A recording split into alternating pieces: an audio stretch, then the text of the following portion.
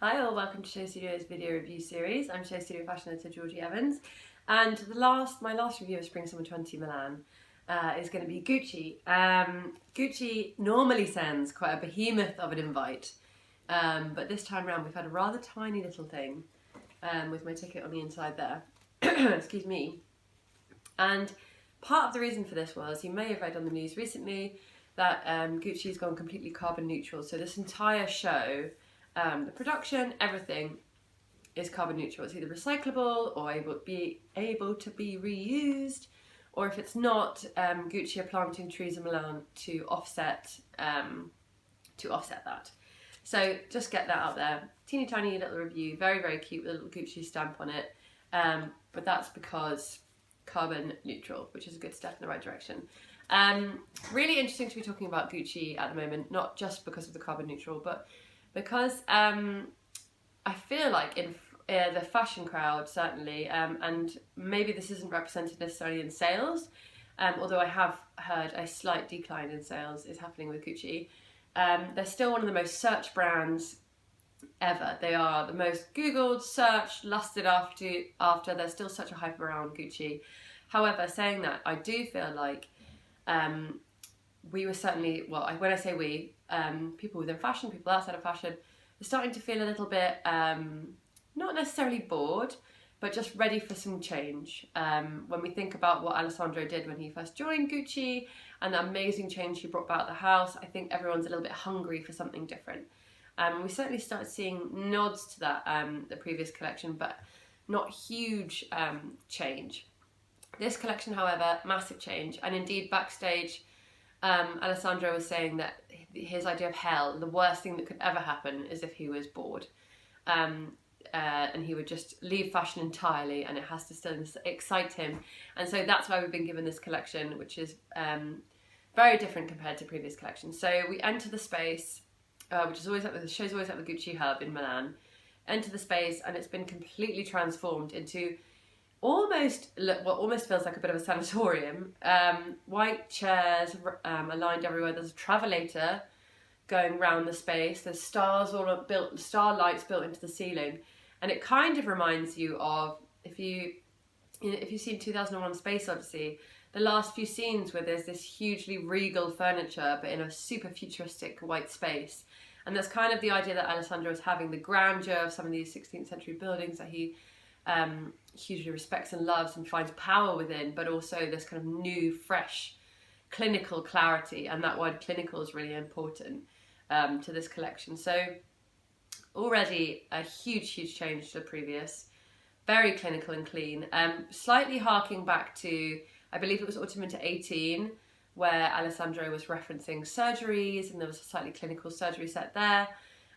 So not too out of the usual for Alessandro. With that in mind, the first looks that come out are shell-shockingly different.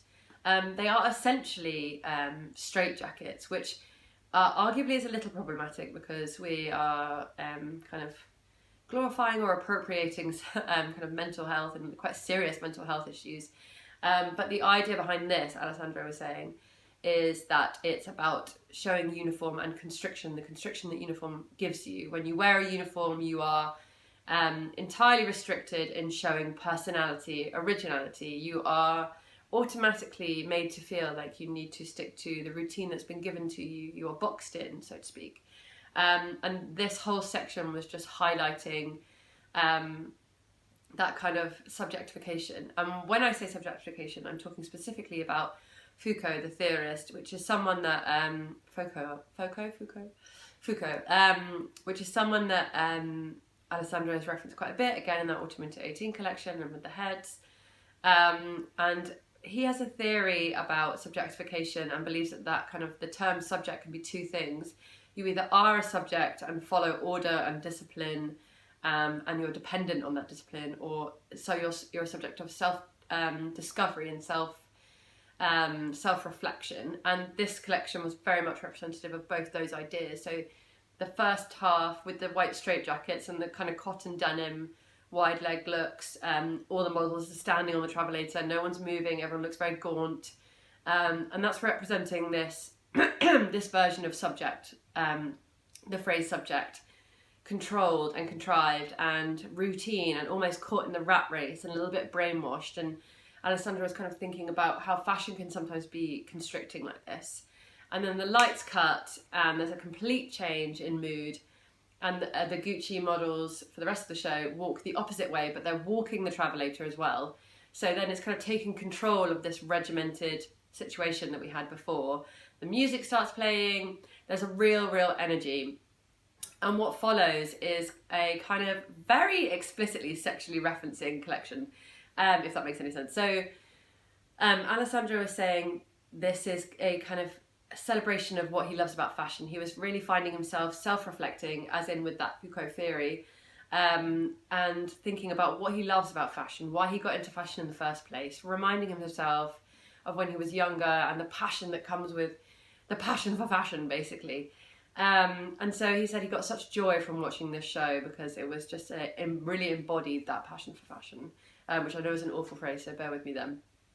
And in doing so, he wanted to look at the heritage of the brand Gucci again, but not in a stale way. So he started looking at the horse bit that we know with Gucci and the idea of Gucci as this super luxury brand. And when you think of a horse bit, you think of slightly wealthy, rich people riding horses, and that, you know, traditionally that's what horse riding was.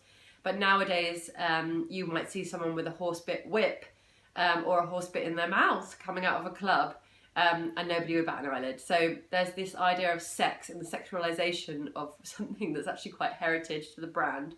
And so that idea had really been taken and then flown with it. So there was Gucci horse bits all down the chest of an exposed V, down the side of hips, and there was lots of cutouts and exposed flesh, lace and netting. And as I say, there's nothing inexplicit about the fact that this collection was all about sex and sexy, because it was a lot of explicit references.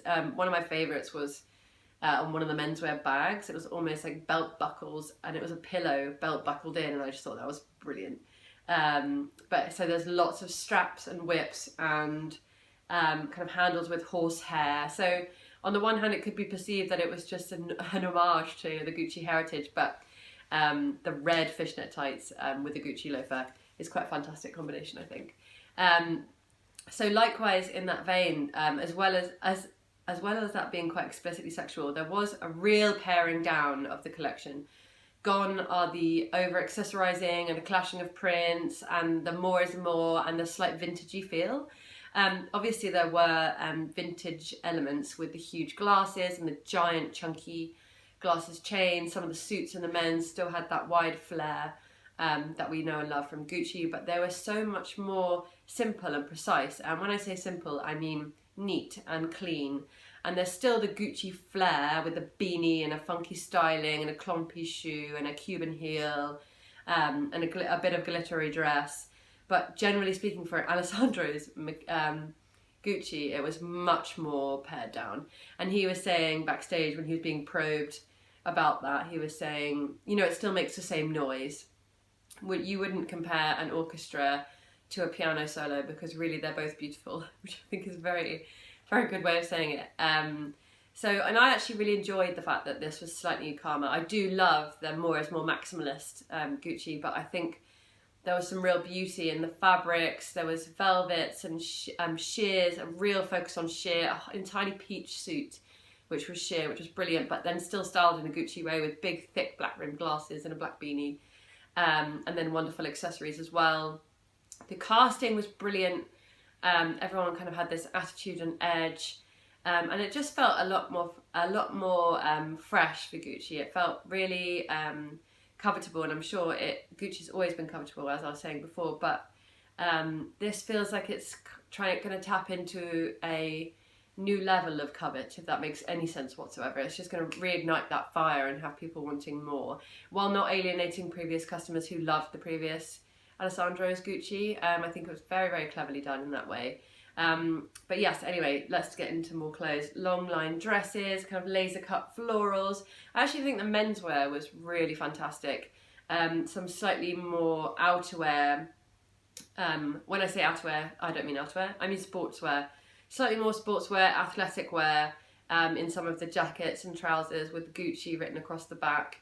But normally I would say that was a nylon, but actually the material looked completely different. And I suppose what's happening here is when you're pairing something back, you really have to focus again on the fabrications. Not that you weren't caring before when there was more is more, but in this instance, the eye is drawn so much more to those details.